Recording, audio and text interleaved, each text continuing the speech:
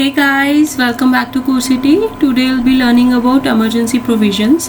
ये हमारी कॉन्स्टिट्यूशन का एक स्पेशल फीचर है इंडियन कॉन्स्टिट्यूशन का. हमारे यहाँ पे 3 टाइप्स की एमरजेंसीज होती हैं, तो उसके क्या कॉन्सिक्वेंसेस हैं, क्या स्कोप है और कब कब ये लगी और उसका कैसे क्रिटिसिज्म हुआ, ये सारा इस चैप्टर में हम कवर करेंगे. ठीक है, तो फर्स्ट ये 18th पार्ट में कॉन्स्टिट्यूशन के आर्टिकल 352 से लेके 360 तक इसके आर्टिकल्स कवर होते हैं. ठीक है, ड्यूरिंग एन इमरजेंसी क्या होता है कि विदाउट एनी फॉर्मल अमेंडमेंट पूरी पावर जो है फेडरल लेवल से यूनिटरी लेवल पे आ जाती है, तो सेंट्रल गवर्नमेंट के पास कंसंट्रेट हो जाती है. फाइन, स्टेट्स जो है वो उनका पूरा कंट्रोल सेंटर के पास चला जाता है. ठीक है, तो टाइप्स ऑफ इमरजेंसी कौन कौन सी है? National, president rule and financial emergency. तो नेशनल इमरजेंसी जो है वो आर्टिकल 352 के अंडर आती है. ठीक है, और इसको कॉन्स्टिट्यूशन में प्रोक्लेमेशन ऑफ इमरजेंसी मतलब इम्पोजिशन, ठीक है, जो इम्पोज करता है. और प्रेसिडेंट रूल के लिए प्रेसिडेंट रूल आर्टिकल 356 में कवर होता है. ठीक है, इसको स्टेट इमरजेंसी और कॉन्स्टिट्यूशनल इमरजेंसी भी बोल देते हैं. बिकॉज ये क्यों लगती है? जब फेलियर ऑफ कॉन्स्टिट्यूशनल मशीनरी हो जाता है. ठीक है, सेंटर के साथ कंप्लाई नहीं कर पाती है स्टेट या कॉन्स्टिट्यूशन के लॉज के अगेंस्ट चलती है. Constitution doesn't use the word emergency for this type of emergency. President rule जो word है वो यूज़ किया जाता है. फाइन, फाइनेंशियल इमरजेंसी जो है वो फाइनेंशियल क्राइसिस की वजह से अनस्टेबिलिटी अगर कंट्री में आ जाती है तब लगता है. दो इंडिया में आज तक अभी तक फाइनेंशियल इमरजेंसी की ज़रूरत नहीं पड़ी है. इन 1991 क्राइसिस आया था, अनस्टेबिलिटी आई थी फाइनेंशियल लेवल पे, बट एट दैट टाइम कुछ रिफॉर्म्स हुए, कुछ लोन्स ले गए एंड एलपीजी रिफॉर्म्स भी तब हुए, तो उसके बाद से स्टेबलाइज हो गई है. ठीक है, तो ये आर्टिकल 360 के अंडर आती है हमारी फाइनेंशियल इमरजेंसी. नेशनल इमरजेंसी के ग्राउंड्स ऑफ डिक्लेरेशन कि किस ग्राउंड्स पे वो डिक्लेयर की जाती है. ठीक है, एक तो आर्टिकल 352 के अंडर आती है, तो प्रेसिडेंट डिक्लेयर कर सकता है. ठीक है, तो ये नेशनल लेवल पे या तो एक पार्ट पे डिस्क्राइब की जा सकती है, एंटायर इंडिया पे भी हो सकती है और पार्ट ऑफ टेरिटरी पे भी हो सकती है. ठीक है, इसके 3 रीज़न हो सकते हैं: वॉर, एक्सटर्नल एग्रेशन और आर्म्ड रिबेलियन. एक्सटर्नल इमरजेंसी कब बोलते हैं? जब वॉर और एक्सटर्नल एग्रेशन के बेसिस पे इमरजेंसी लगती है. ठीक है, और इंटरनल इमरजेंसी कब बोलते हैं? जब आर्म्ड रिबेलियन के बेस पर इमरजेंसी लगती है. फाइन, तो आर्म्ड रिबेलियन जो वर्ड है वो इनिशियल में नहीं था, इसको चेंज किया गया है बाय 44th अमेंडमेंट, क्योंकि 42nd अमेंडमेंट के टाइम पे इसका जो मिसयूज़ हुआ, इंटरनल डिस्टर्बेंस वर्ड था पहले. ठीक है, तो उस टाइम पे जो 1975 की इमरजेंसी लगी, तो उस टाइम पे ये बोला गया कि इसका मिसयूज़ हुआ है for the entire country. That's why ये क्लॉज चेंज कर दिया गया. ठीक है, तो president can proclaim national emergency सिर्फ जब उसके कैबिनेट एग्री करता है और रिटर्न रिकमेंडेशन लेता है अपनी कैबिनेट से. बिकॉज इन 1975 सिर्फ पीएम के बोलने पे ही प्रेसिडेंट ने नेशनल इमरजेंसी लगाई थी, which was wrong even without any consultation with the cabinet. ठीक है, तो ये अमेंडमेंट की गई कि by receiving a return recommendation from cabinet तभी प्रेसिडेंट नेशनल इमरजेंसी लगाएगा. और ये जो अप्रूवल और ड्यूरेशन में ये जो चीज़ें हाईलाइट की हैं ये बहुत इंपॉर्टेंट है, because there is a lot of confusion. ठीक है, तो कैसे होता है कि जब इमरजेंसी प्रोक्लेम होती है, स्पेशली नेशनल इमरजेंसी, तो वो अप्रूवल लेनी होती है दोनों हाउसेस से विद इन 1 मंथ. ठीक है, बाकी की इमरजेंसीज पढ़ेंगे उसमें 2 मंथ होता है, इसमें 1 मंथ का क्लॉज है. ठीक है, तो कैसे होता है कि 1 मंथ में लेनी होती है, बट एट द टाइम अगर सपोज लोकसभा डिसॉल्व हो चुकी है या तो प्रोसेस में है, तो जब दोबारा लोकसभा बैठेगी तो उसके फर्स्ट सेशन से 30 डेज के विद इन ये प्रोक्लेमेशन जो है साइन हो जानी चाहिए. और तब तक अगर राज्यसभा ने अप्रूव कर दी है तो दोनों हाउसेस से करवानी है, तो विद इन 30 डेज ये हो जानी चाहिए. Fine, approved by both houses. Emergency जो है 6 मंथ्स के लिए कंटिन्यू रहती है, एक्सटेंड की जा सकती है unlimited times, but every time 6 months की अप्रूवल मिलेगी. ठीक है, 6 मंथ्स बाद दोबारा से इवैल्यूएशन होगा वेदर इमरजेंसी इज रिक्वायर्ड और नॉट रिक्वायर्ड. फाइन, उसके बाद को प्रोक्लेम किया जाएगा दोबारा से. फाइन, उसके बाद है हमारे पास कि every resolution approving the proclamation ठीक है, वो स्पेशल मेजॉरिटी से पास होगा, ठीक है, स्पेशल मेजॉरिटी। और उसके बाद प्रोक्लेमेशन ये कब कब लगी है, 1962 में लगी है, 1971 में, 1975 में।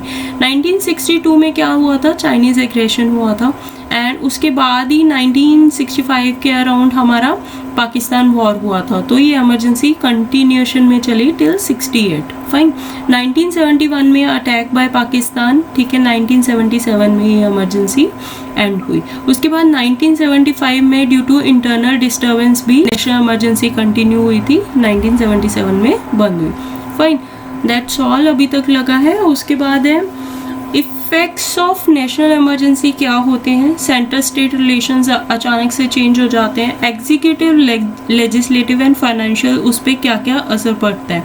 तो एग्जीक्यूटिव जो पावर होती है सेंटर की, वो एक्सटेंड करने लगती है to all the state matters. Fine, पहले कैसे होता है, नॉर्मल सिचुएशन में सेंटर यूनियन लिस्ट पे काम करता है, स्टेट स्टेट लिस्ट पे काम करता है, बट अभी कैसे है कि स्टेट के बहुत सारे मैटर्स पे सेंटर डायरेक्ट कर सकता है, ठीक है। स्टेट गवर्नमेंट्स का पूरा कंट्रोल जो है वो सेंटर के अंडर आ जाता है। दो स्टेट गवर्नमेंट सस्पेंड नहीं होती है, वो वर्क करती है, कंकरेंटली वर्क करती है, बट स्टेट सेंटर जो है कहीं भी किसी भी मैटर में इंटरफेयर कर सकती है। फाइन, उसके बाद है लेजिस्लेटिव में पार्लियामेंट जो है वो सुपर पावर में आ जाती है, पूरी एम्पावर्ड हो जाती है, बिकॉज कुछ laws acts corresponding to that state वो बना सकती है। स्टेट लेजिस्लेटर सस्पेंड नहीं होता है, ठीक है, बट पार्लियामेंट के पास ओवरराइडिंग पावर्स आ जाती हैं। फाइनेंशियल लेवल पे कैसे है कि प्रेसिडेंट के पास पावर आ जाती है कि वो रेवेन्यूज़ का डिस्ट्रीब्यूशन कैसे करना चाहता है सेंटर और स्टेट के बेसिस पे। इमरजेंसी के टाइम पे इट कैन बी पॉसिबल कि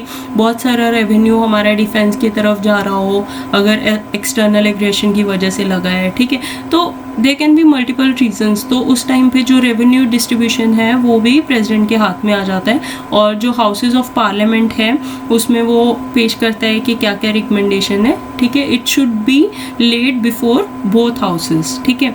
उसके बाद है हमारे पास effects on life of Lok Sabha and state assembly, ठीक है। तो ये जब नेशनल इमरजेंसी कंटिन्यू होती है एट दैट टाइम लोकसभा और स्टेट असेंबली की इलेक्शंस नहीं हो पाएगी। It can be extended from beyond their term, ठीक है। तो टर्म कितना होता है, 5 ईयर्स होता है, ठीक है। 5 ईयर्स खत्म होने से पहले कैसे इलेक्शंस हो जाते हैं सो दैट नेक्स्ट गवर्नमेंट आ सके विदाउट एनी ब्रेक। बट कैसे होता है कि जब इमरजेंसी है, इलेक्शंस कंडक्ट नहीं किए जा सकते, तो नॉर्मल टर्म से एक्सटेंड हो सकता है, ठीक है, for 1 year at a time. कितने भी टाइम के लिए एक्सटेंड किया जा सकता है, बट हर साल इवैल्यूएशन होगा whether there is a condition for election और नॉट। अगर इलेक्शन कमीशन बोलता है कि नहीं, इलेक्शंस नहीं कंडक्ट किए जा सकते, तो 1 ईयर के लिए एक्सटेंड हो जाएगा। और अगर सीज हो जाती है नेशनल इमरजेंसी, उसके बाद इसको 6 मंथ्स के बियॉन्ड एक्सटेंड नहीं किया जा सकता टेन्योर को, ठीक है। इमरजेंसी सीज हो जाती है ऑपरेट होना आफ्टर द डिसअप्रूवल, ठीक है। उसके बाद इलेक्शंस भी हो सकते हैं, न्यू गवर्नमेंट भी आ सकती है, ठीक है। रिवोक कैसे करते हैं, तो प्रोक्लेमेशन को रिवोक प्रेसिडेंट कर सकता है किसी भी टाइम पे, ठीक है। इसके लिए पार्लियामेंट अप्रूवल नहीं चाहिए। दूसरी चीज़ कैसे है कि प्रेसिडेंट मस्ट रिवोक अ प्रोक्लेमेशन अगर लोकसभा उस रेजोल्यूशन को डिसअप्रूव कर दे कि इसको कंटिन्यू नहीं करना चाहिए। तो ये डिसअप्रूव करने वाला जो मैटर है वो 44th अमेंडमेंट से डाला गया था, ठीक है। और इसमें ये भी था कि 1/10 of total number of members of Lok Sabha जो है वो रिटर्न नोटिस देना चाहिए टू स्पीकर, ठीक है, अगर हाउस सेशन में नहीं है, ठीक है। ये ज़रूरी नहीं है कि सेशन ऑल टाइम हो, they can be a number of sessions, जैसे मानसून सेशन होता है, ठीक है, विंटर सेशन होता है, तो उस टाइम पे अगर सेशन नहीं है तो 1/10 ऑफ क्राउड अगर वहाँ पे है लोकसभा में तो वो वोट करके पास आउट कर सकता है। उसके बाद a resolution of disapproval is different from resolution of approval, ठीक है। रेजोल्यूशन ऑफ अप्रूवल के लिए कैसे है कि हमारे पास फॉर्मर मतलब रेजोल्यूशन ऑफ डिसअप्रूवल के लिए सिर्फ लोकसभा कर सकती है, ठीक है, लोकसभा के पास इतनी पावर है, बट फॉर अप्रूवल के लिए हमें स्पेशल मेजॉरिटी से पास करना पड़ेगा, ठीक है, और दोनों हाउस से परमिशन लेनी पड़ेगी। फर्स्ट जो डिसअप्रूवल है उसके लिए सिंपल मेजॉरिटी से ही पास हो जाता है।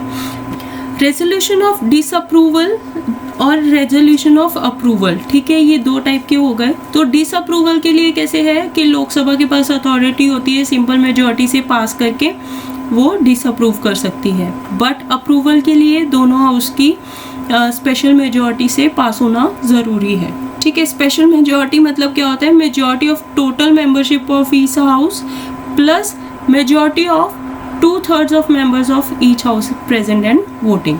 ठीक है, और सिंपल मेजॉरिटी में सिर्फ 50% से ज़्यादा प्रेजेंट एंड वोटिंग करते हैं। ठीक है, उसके बाद है हमारे पास effect of national emergency on fundamental rights. जब भी नेशनल इमरजेंसी लगती है तो हमारे फंडामेंटल राइट्स पे इफेक्ट आता है। ठीक है, इसको 2 आर्टिकल्स कवर करते हैं, आर्टिकल 358 एंड आर्टिकल 359। ठीक है, तो 358 कवर करता है जो आर्टिकल्स आते हैं आर्टिकल 19 के अंडर जो भी फ्रीडम आती है, freedom of association, assembly, movement, speech, ये सारी चीज़ें। ठीक, 358 इम्प्लीमेंट होता है तो इसका मतलब ये है प्रोक्लेमेशन ऑफ नेशनल इमरजेंसी, और ये 6 जो फंडामेंटल राइट्स उसके अंडर दिए गए हैं आर्टिकल 19 के अंडर, वो ऑटोमेटिकली सस्पेंड हो जाते हैं। ठीक है, उसके लिए कोई ऑर्डर पास नहीं करना पड़ता। फाइन, बट 44th अमेंडमेंट से क्या हुआ? 2 रिस्ट्रिक्शंस लगा दिए ऑन आर्टिकल 358 कि ये कब इम्प्लीमेंट होगा। एक तो जब नेशनल इमरजेंसी लगेगी based on the external aggression and war, तभी होगा, और दूसरी चीज़ जब इमरजेंसी के रिलेटेड जो आर्टिकल्स, जो लॉ है, अगर वो उसको प्रोटेक्ट करना है, only those laws which are related to emergency are protected from being challenge. बाकी लॉज की सस्पेंशन नहीं होगी, उनको प्रोटेक्ट एनफोर्स करने के लिए हम कोर्ट जा सकते हैं। फाइन, उसके बाद है suspension of other fundamental rights. Other fundamental rights जो आते हैं दैट इज 20th और 21st को छोड़ के, बिकॉज 20th एंड 21st जो है right to life and liberty, वो हमारे प्राइमरी राइट्स हैं। ठीक है, हर पर्सन के पास हक है जीने का, तो वो हमारे वैलिडेट रहते हैं। उसके अलावा अगर कोई भी राइट्स हैं उसके वो सस्पेंड किया जा सकता है। तो आर्टिकल 359 जो है ऑथराइज करता है प्रेसिडेंट को कि वो ऑर्डर पास कर सकते हैं किसी भी आर्टिकल को, किसी भी फंडामेंटल राइट को सस्पेंड करने का। ठीक है, तो सस्पेंड का मतलब क्या होता है कि उन राइट्स की इन्फोर्समेंट के लिए हम कोर्ट में नहीं जा सकते कि मेरे राइट्स का वायलेशन हो रहा है। फाइन, तो 44th अमेंडमेंट से इसका स्कोप भी रिस्ट्रिक्ट कर दिया गया। एक तो ये कि आर्टिकल 20 और 21 कभी भी सस्पेंड नहीं होंगे। दूसरी चीज़, जो भी लॉज रिलेटेड है उस इमरजेंसी से, ठीक है, सिर्फ वही है जो चैलेंज नहीं किया जा सकते, बाकी सारे लॉज पे ये इम्प्लीमेंट नहीं होता। तो आर्टिकल 358 और 359 में क्या डिफरेंस है? 359 है जो सारे फंडामेंटल राइट्स को लगता है और प्रेसिडेंशियल ऑर्डर से सस्पेंड भी किए जा सकते हैं। ठीक है, सिर्फ ऑर्डर से सस्पेंड होते हैं, बट आर्टिकल 19 जो है वो ऑटोमेटिकली सस्पेंड हो जाता है। फाइन, और ये सिर्फ आर्टिकल 19 पे ही लगता है, आर्टिकल 358। फाइन, और जो 359 के अंडर आर्टिकल हैं वो ऑटोमेटिकली नहीं होते, उनके लिए ऑर्डर रिक्वायरमेंट होती है। और आर्टिकल 359 जो है वो एक्सटर्नल इमरजेंसी, इंटरनल इमरजेंसी दोनों के टाइम पे लगता है, बट जो आर्टिकल 358 है वो सिर्फ वॉर और एक्सटर्नल एग्रेशन मतलब एक्सटर्नल इमरजेंसी के टाइम पे ही लगता है। ठीक है, और आर्टिकल 359 जो है उसमें पावर नहीं है कि वो आर्टिकल 20 और 21 को सस्पेंड कर सके, एंड सिमिलरली आर्टिकल 358 के पास सिर्फ पावर है कि वो सिर्फ आर्टिकल 19 के साथ ही डील करता है। ठीक है, और आर्टिकल 358 में कैसे है कि स्टेट कोई भी लॉ, कोई भी एग्जीक्यूटिव एक्शन ले सकती है अगर वो सिर्फ आर्टिकल 19 को वायलेट कर रहा है, अदरवाइज नहीं ले सकती। It's for 359। ठीक है, then president rule. President rule मतलब एक पर्टिकुलर स्टेट या मल्टीपल स्टेट्स में कुछ अनस्टेबिलिटी है कि वो कॉन्स्टिट्यूशनल मशीनरी फेल हो गई है या तो वो सेंटर की रेगुलेशन को फॉलो नहीं कर पा रहे। ठीक है, तब ये प्रेसिडेंट रूल लगेगा। तो आर्टिकल 355 जो है वो डील करता है इसके साथ। ठीक है, तो इसमें कैसे है कि गवर्नमेंट जो होती है किसी भी स्टेट की, वो अकॉर्डिंग टू द सेंटर जो प्रोविजंस दी गई हैं कॉन्स्टिट्यूशन में उसके साथ फॉलो अप करते रहना चाहिए। ठीक है, तो centre takes over the government of state under article 356 in case वो फॉलो नहीं कर रहे हैं, कॉन्स्टिट्यूशनल मशीनरी वहाँ पे फेल हो गई है। ठीक है, तो प्रेसिडेंट रूल कैसे होता है कि 2 ग्राउंड पे प्रोक्लेम हो सकता है। एक चीज़ तो ये कि जो गवर्नमेंट है वो स्टेट गवर्नमेंट जो है वो सेंटर की बात नहीं मान रही है, दूसरी स्टेट गवर्नमेंट जो है वो लॉज और एक्ट्स ऐसे बना रही है जो कॉन्स्टिट्यूशन के साथ वैलिडेट नहीं हो पा रहे हैं। ठीक है, तो पार्लियामेंट्री अप्रूवल और ड्यूरेशन में कैसे है कि नेशनल इमरजेंसी में पढ़ा कि इसके अप्रूवल के लिए 1 मंथ होता है, बट यहाँ पे इट्स 2 मंथ। ठीक है, जब अगर लोकसभा डिसॉल्व हो गई है या तो उस प्रोसेस में है, इन दैट केस कैसे है कि जब तक फर्स्ट सीटिंग नहीं होती है, फर्स्ट सीटिंग के विद इन 30 डेज उसको वो लेना पड़ता है अप्रूवल। ठीक है, अगर राज्यसभा ने अप्रूव कर दिया है। और प्रेसिडेंट रूल जो है वो एट ए टाइम 6 मंथ्स के लिए कंटिन्यू होता है। ठीक है, और मैक्सिमम 3 ईयर्स के लिए कंटिन्यू हो सकता है। नेशनल इमरजेंसी इंडेफिनिट टाइम के लिए हो सकती है, ये सिर्फ 3 ईयर्स के लिए मैक्सिमम हो सकता है, that too after approval of parliament every 6 months. Fine, तो उसके बाद हमारे पास ये है कि प्रेसिडेंट रूल जो है 6 मंथ एट ए टाइम होता है। ठीक है, अगर 2 कंडीशंस वो फुलफिल कर रहा है, एक तो नेशनल इमरजेंसी लगी है एंटायर कंट्री के लिए या कुछ पार्ट के लिए, दूसरी चीज़ इलेक्शन कमीशन बोल देता है कि अभी जनरल इलेक्शंस जो हैं वो कंडक्ट नहीं कर सकते बिकॉज एक्सटेंशन करनी पड़ेगी उस टर्म की। फाइन, जो प्रोक्लेमेशन ऑफ प्रेसिडेंट रूल है, मतलब जो प्रेसिडेंट रूल इम्पोज हुआ है, अगर उसको रिवोक करना है तो प्रेसिडेंट किसी भी टाइम उसको रिवोक कर सकता है। ठीक है, पार्लियामेंट्री अप्रूवल की ज़रूरत नहीं है। जो आर्टिकल 356 है वो मोस्ट कंट्रोवर्शियल रहा है, दैट इज़ प्रेसिडेंट रूल वाला, क्योंकि इसका इतना मिसयूज़ हुआ है due to the loopholes लगा लो या कैसे भी। President rule has been imposed around 125 occasions पे। ठीक है, और इसमें गवर्नर्स की टर्म्स जो थी वो क्लियर नहीं थी, लेटर ऑन विद अमेंडमेंट्स वो चेंज होती रही। ठीक है, तो article 356 has become the most controversial and most criticise provisions. Even बहुत सारे मेमोरेंडम और बहुत सारे रेजोल्यूशंस ने ये बोला कि इसको आर्टिकल 356 को अबॉलिश कर देना चाहिए। फाइन, उसके बाद है हमारे पास कॉन्सिक्वेंसेस और स्कोप क्या है इसका। तो कॉन्सिक्वेंसेस प्रेसिडेंट रूल की ये है कि पार्लियामेंट और प्रेसिडेंट के पास एक्स्ट्राऑर्डिनरी पावर्स आ जाती हैं। ठीक है, he can take up the functions of state government, powers vested in the governor. ठीक है, तो गवर्नर उसका एक एजेंट रहता है सेंटर का। ठीक है, तो जो भी पावर्स उनके पास रहती हैं वो सारी प्रेसिडेंट के पास आ जाती हैं। ठीक है, स्टेट लेजिस्लेचर की जो भी पावर्स होती हैं वो सारी पार्लियामेंट को ट्रांसफ़र हो जाती हैं। ठीक है, सारे नेसेसरी स्टेप्स ले सकता है कि जो भी कॉन्स्टिट्यूशनल प्रोविजंस फॉलो अप नहीं हो रही उनको ठीक करने के लिए। ठीक है, स्टेट गवर्नर भी जो है वो एडमिनिस्ट्रेट करता है on the behalf of president at the state. ठीक है, स्टेट में वो एडमिनिस्ट्रेट करता है। ठीक है, वो सोल अथॉरिटी बन जाता है। इवन हमने देखा है प्रीवियस काउंसिल्स जो थी, जोनल काउंसिल्स और हमारी इंटरस्टेट काउंसिल्स, अगर वहाँ पे प्रेसिडेंट रूल लगा हुआ है तो उसको रिप्रेजेंट करने के लिए गवर्नर आता है। फाइन, तो प्रेसिडेंट इधर सस्पेंड्स और dissolve the state legislative assembly. It's not sure कि वो हमेशा सस्पेंड होनी चाहिए, हमेशा डिसॉल्व होनी चाहिए, कोई भी चीज़ कर सकता है। फाइन, अगर पार्लियामेंट पास कर देती है स्टेट लेजिस्लेटिव बिल को और स्टेट बजट को, in that case parliament can delegate power to make law for the state to the president. ठीक है, पार्लियामेंट जो है मैक्सिमम पावर प्रेसिडेंट को दे देती है, उसके पास एक स्पेशल अथॉरिटी दे देती है टू रन दैट स्टेट। ठीक है, पार्लियामेंट और प्रेसिडेंट जो है वो एक स्पेसिफाइड अथॉरिटी, एक काउंसिल और एक ट्रिब्यूनल कुछ भी बना सकते हैं जो उस स्टेट को रेगुलेट कर सकता है।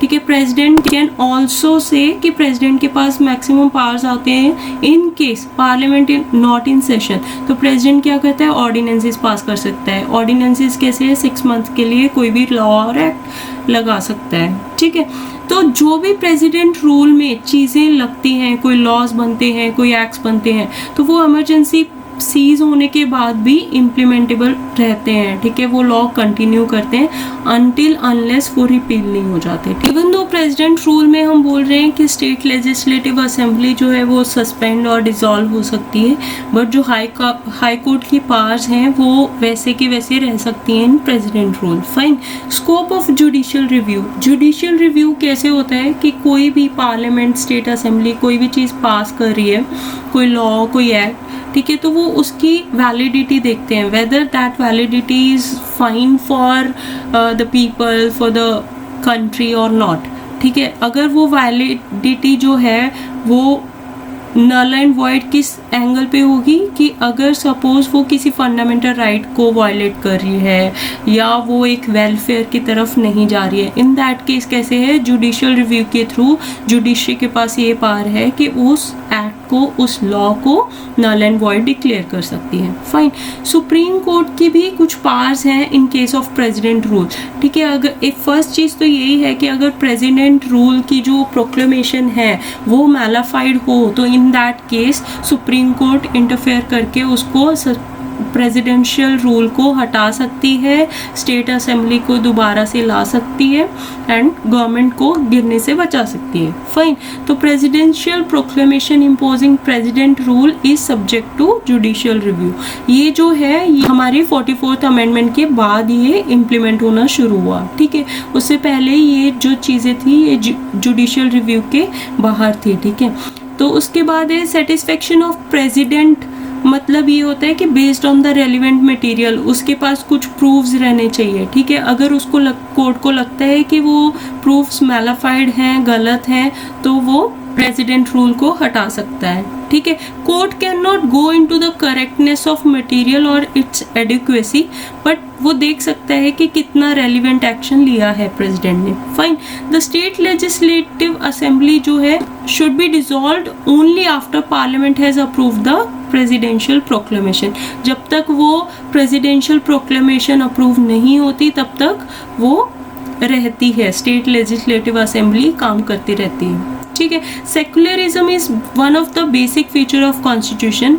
तो कैसे होता है कि कोई भी एंटी सेक्युलर पॉलिटिक्स होता है at the time of presidential rule तो वो भी हम वैलिडेट नहीं कर सकते। ठीक है, इन दैट केस ऑल्सो जो है आर्टिकल 356 लगा सकते हैं। उसके बाद है हमारे पास the question of state government losing the confidence of legislative assembly. पहले कैसे होता था, इसका मिसयूज कैसे होता था कि सेंटर में कोई और पावर है और स्टेट में किसी और पार्टी रूल है, तो उन दैट केस कैसे होते थे कि प्रेसिडेंशियल रूल लगा देते थे और गवर्नर अपने हिसाब से एडमिनिस्ट्रेट करता था। तो ये पावर्स को उन्होंने वापस लिया 44th अमेंडमेंट के थ्रू, ये सारी चीज़ें उन्होंने डिफाइन की। लेटर ऑन कुछ कुछ केसेस आए जिसमें उसको मैलाफाइड डिक्लेयर करके कुछ कुछ अमेंडमेंट्स की। ठीक है, where a new political party assumes power at centre, तो उसके पास कोई अथॉरिटी नहीं है कि वो स्टेट की एग्जिस्टिंग पावर को हटा दे। ठीक है, तो the power under article 356 is exceptional power and should be used occasionally. ठीक है, डॉक्टर BR अम्बेडकर ने भी बोला कि ये मिसयूज हो सकती है बट ये स्पेशल सिचुएशंस के लिए ये आर्टिकल बनाया गया है। Should be used only in extreme situations. Fine. उसके बाद है cases of improper and proper use. ठीक है, तो प्रॉपर कैसे होगा कि अगर सपोज हंग असेंबली है, ठीक है, कोई चीफ मिनिस्टर नहीं मिल रहा है, इन दैट केस कैसे है कि गवर्नर बोल देगा कि यहाँ पे आर्टिकल 356 लग सकता है। ठीक है, where a party having a majority in assembly but declines to form a government नहीं बनाना चाहता, इन दैट केस ऑल्सो। ठीक है, when ministry resigns after its defeat in assembly और कोई भी अदर पार्टी विलिंग नहीं है गवर्नमेंट बनाने की। where a constitutional direction of central government is disregarded by state government। ठीक है, कोई भी constitutional direction central government ने दी है, state government ने उसको oppose किया है, in that case also कैसे है कि ये emergency use की जा सकती है। और physical breakdown हो गया है, कोई विलफुली जो स्टेट गवर्नमेंट है वो कॉन्स्टिट्यूशन के रूल्स को फॉलो नहीं कर रही है, या तो कोई चीज़ एंटी पॉलिटिक्स कोई ऐसी चीज़ हो रही है कि जो स्टेट के लोगों के लिए अच्छा नहीं है, इन दैट केस भी ये प्रॉपर यूज़ है प्रेसिडेंट रूल का। इम्प्रॉपर कैसे होगा कि एक तो जब मिनिस्ट्री रिज़ाइन कर देती है या तो मेजॉरिटी लूज़ करने पे असेंबली से निकल जाती है और गवर्नर बोल देता है कि प्रेसिडेंट रूल लगाओ विदाउट आस्किंग कि कोई और पार्टी अगर मेजॉरिटी में आके बनाना चाहती है अल्टरनेटिव मिनिस्ट्री।